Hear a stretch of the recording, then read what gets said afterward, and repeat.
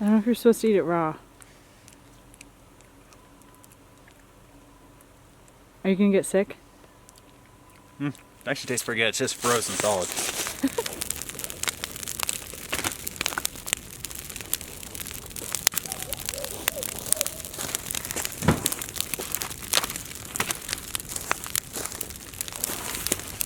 So today, as you can tell, we are working on cleaning up some of the branches and just extra wood lying around from when we chopped the wood up. And then we're gonna go ahead and work on a little wood pile by the shipping container. We've been kind of lucky that it hasn't snowed more. I assume it's probably gonna snow soon, but we're just kind of trying to take advantage of it before it's all covered with snow for a few months.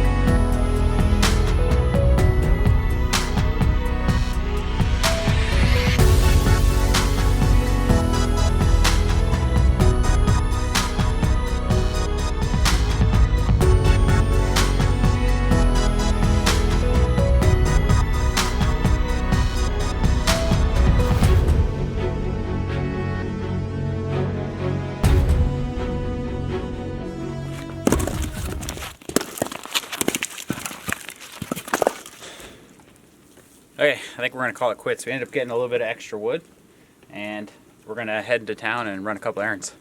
So Eric and I are going into town today, and we want to take you guys along for the journey. And when we say into town, we're referring to Willow, which is the closest town to where we live. It is about 10 miles away from our house, and probably 15 minutes or so, maybe a little bit more, into the actual town.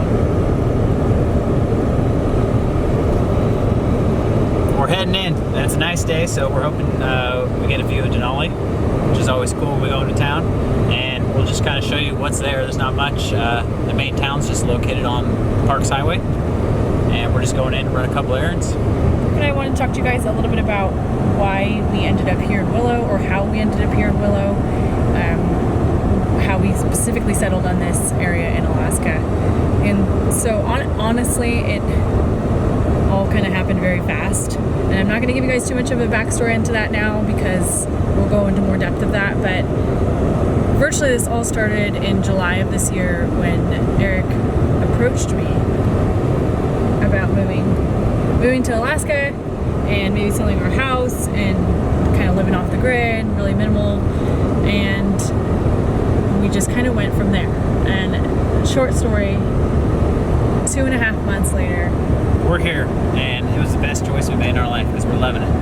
When we first decided to come here, we booked a flight and had a week to kind of explore the state. We rented a car, we drove around 2,000 miles, and we went as far north as Talkeetna and as far south as Homer. So we saw a lot of places, and it was honestly really hard to choose the exact area we wanted to live in, because Alaska, you know, it's Alaska, it's beautiful everywhere you go. But we did choose this area, and it's got, you know, plenty of fishing for us, plenty of hunting, and the views here are just amazing. We were looking around on specific properties and cabins, and they were kind of hard to find. Some of them we found, they weren't quite what we thought they'd be. We didn't have a realtor's help with this. We were just doing this all on our own. So like certain lots that were just land, those were really hard to find. So some of them weren't even on the road system. So that wasn't very practical for us. So we happened to find this one like the last day we were leaving, and we looked at it, and no one was there, of course, and we just kind of thought, hey, this seems pretty realistic for us. Yeah, we got really lucky. It just got listed for sale the last day we were here. We took a look at it, we loved it. Contacted a realtor later on when we got back home to Oregon and asked a bunch more questions about it, got a lot more info. our house sold in a day in Oregon, so we kind of just went up here, made an offer on this one that we're in now, and we got in pretty quick. So I don't know if you can see that, it's probably just barely in the image, but that's Mount Denali, and you can get a pretty good view of it up on this highway. We'll stop and show you guys.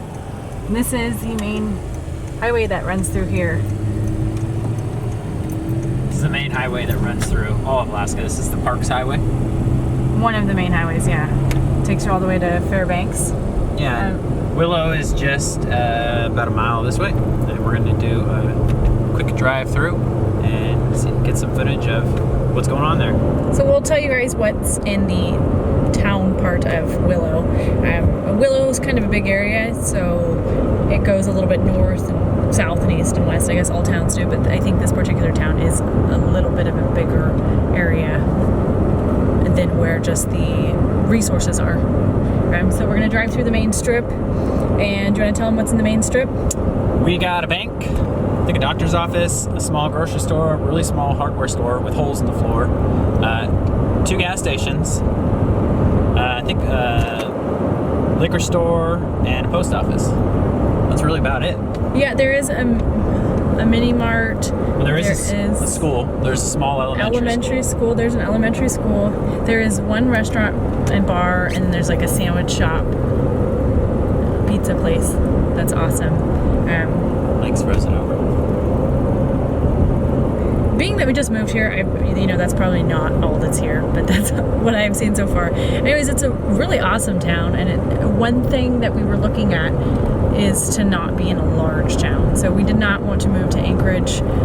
Beautiful there too, just not the town we're looking for. We wanted smaller, further away from some stuff.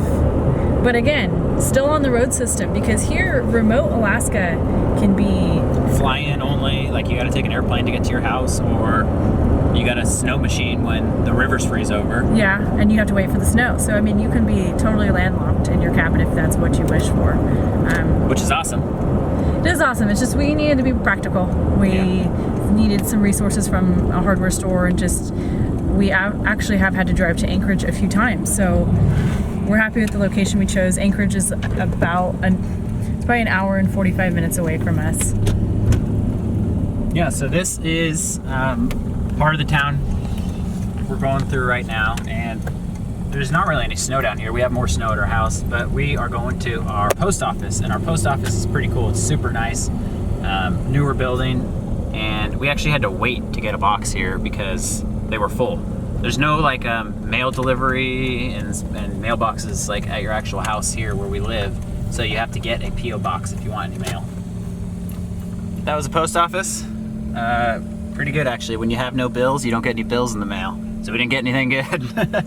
So we're gonna head over to the next little part of town, and this is our favorite little deli because it's the only little deli. Anyways, the ladies here are really nice, and they cook some great pizza and sandwiches, and we also have a little bank that we gotta go. Eric forgot to mention one very important thing. There is in fact one dentist in town.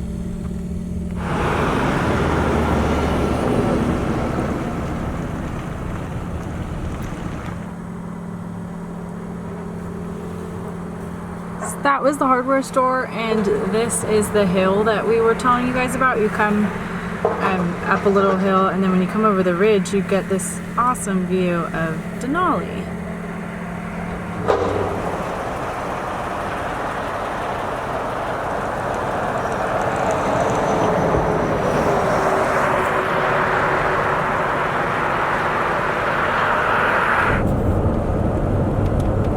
So that's the float plane airport, I guess you would call it, or float plane dock that planes take off from. It's all frozen over now, so they have to wait till next year. And then on the other side of the highway is the regular airport.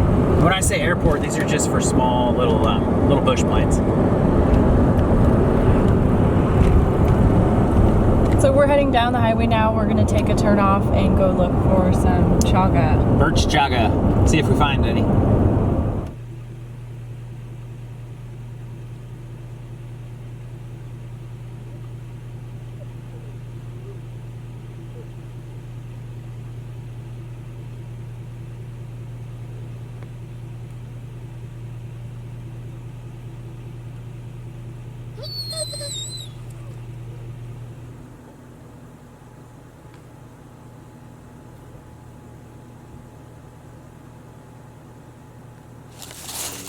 So we're walking through a section of forest here, and we're looking for chaga.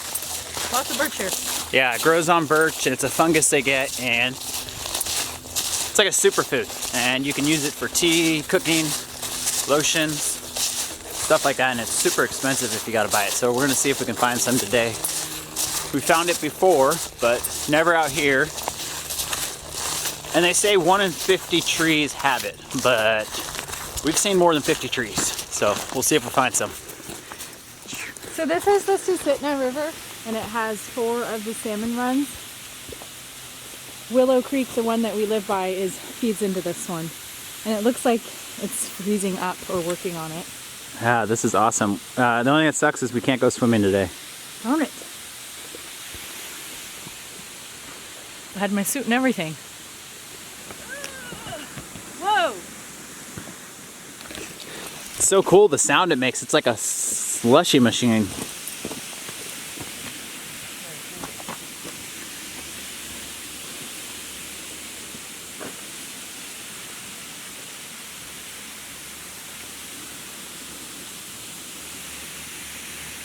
Cheers, mate.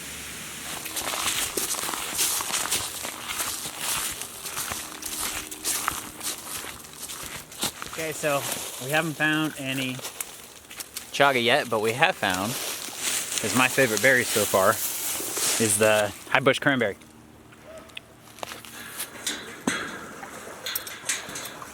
Don't let this beautiful day fool you. It's like 15 degrees out here right now. The sand is actually frozen into a ledge.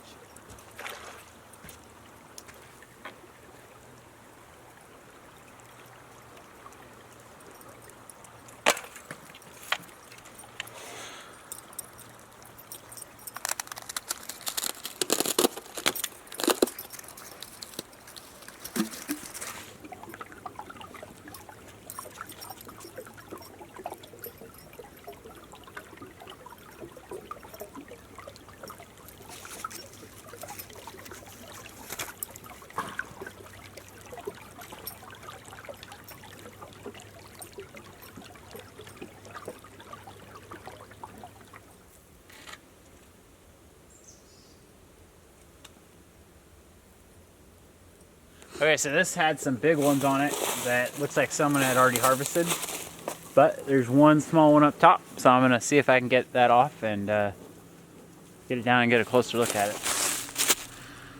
So that's what you're after. That's the chaga, and you want to eat that inside, you know, brown caramel colored piece. You want to scrape all that black off. What are we making with it tonight? Tea. Put this with some cream and sugar and let it steep just like a cup of tea, and it's really good. Kind of like an earthy cinnamon. I don't know, hard to explain, but it's pretty good. And this is the best time to harvest it, is when the trees are going dormant in the fall, and it's the best because this is going to have all the nutrition this time of year. So we're lucky to find some, and I think this is about all we're going to take. And these are actually bad for the tree, so we're doing the tree a favor taking them off. It's a fungus.